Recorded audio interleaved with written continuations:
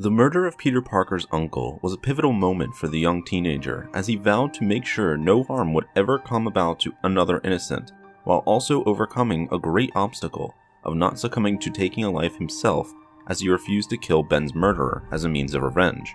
Although Ben's mentorship and eventual death helped shape Peter Parker to become the superhero New York desperately needed, it did still emotionally affect him, as Peter deeply wished he could see his uncle once more and show him all the good he had done as Spider-Man. And his wish did eventually come true, as there was a time where he did get a chance to do just that in the 500th issue of the Amazing Spider-Man comic series. This comic issue continues Spider-Man's journey of traveling through time, as he was helping Doctor Strange prevent the extra-dimensional energy being known as Dormammu from ever obtaining his power, and thus prevent all the destruction he caused with it.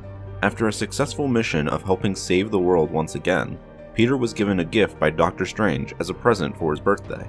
As he made his way back to his apartment in New York City, Peter celebrated his birthday with his family and friends.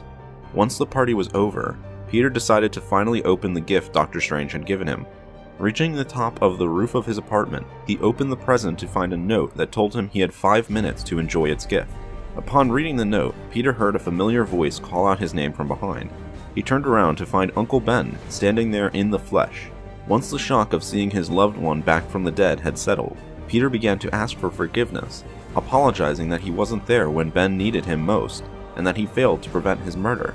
Ben dismissed the apology, stating that Peter had nothing to be sorry for, and that they all made mistakes.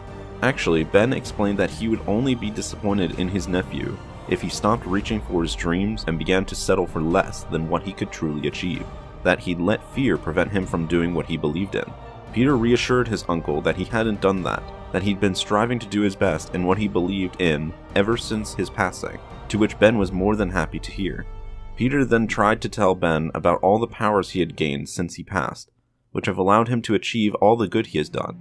But before Peter could finish, Ben asked him a serious and deep question, that despite all the good his nephew claims to have done with his new abilities, was he happy? That despite all the pain he may have gone through and all the people he has lost, was he happy with his life? Upon being asked that question, Peter remembered all the hardships he'd gone through, all the people he has lost ever since he took up the role of Spider-Man. But despite all the pain he had gone through, Peter admitted that yes, he was indeed happy, that he has a good life, and that he never truly realized how lucky he was to be living the life he is. Beyond joy to have heard that, Ben proclaimed that was all he ever wanted for Peter.